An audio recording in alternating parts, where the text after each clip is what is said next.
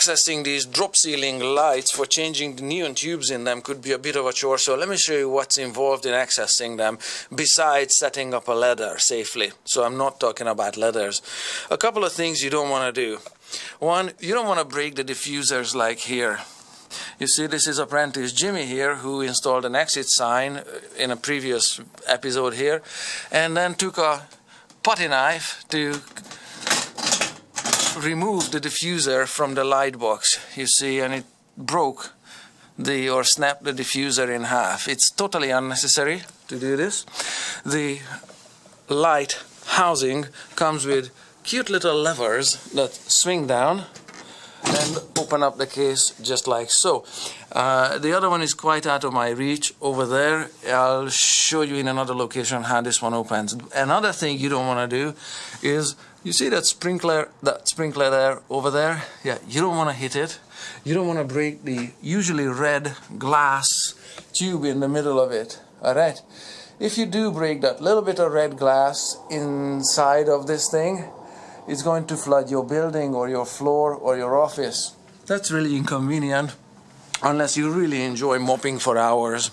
So at another location where I can reach it, let me show you what's involved in it's a little bit of a acrobatics with this light case.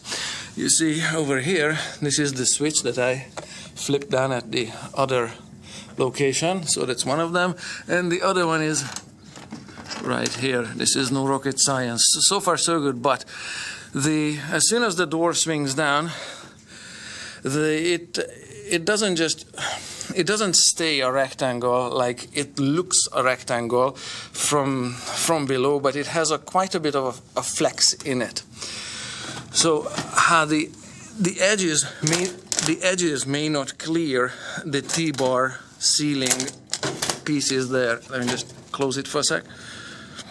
So you see, this is the T-bar ceiling holding up the ceiling panels there, and here the edge of the light clears it. So this corner opens down without a problem, and when it does so, it moves away from this hinge pivot point, and to fit it you have to close this here later.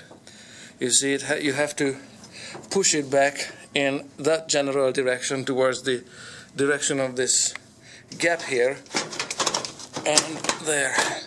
That's the only way this is gonna fit back.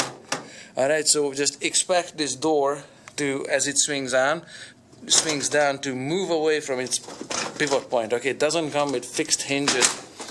Another geometric situation that occurs here is that on this edge of the light, you see the ceiling T-bar is completely covering the edge of the door there, and when I do swing down one corner of this like so, you see the whole thing is flexing and bending because the other side is, this side here is kept in place by the ceiling T-bar.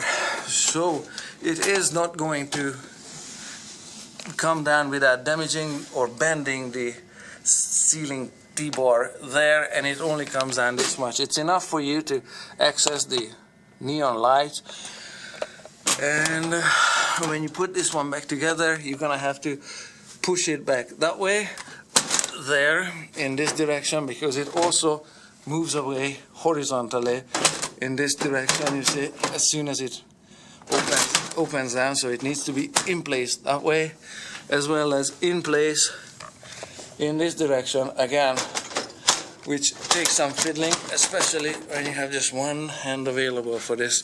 Alright, I fitted it back together and then just close the case, and then it's case closed like so. These diffusers are available in stores, so here is two of them.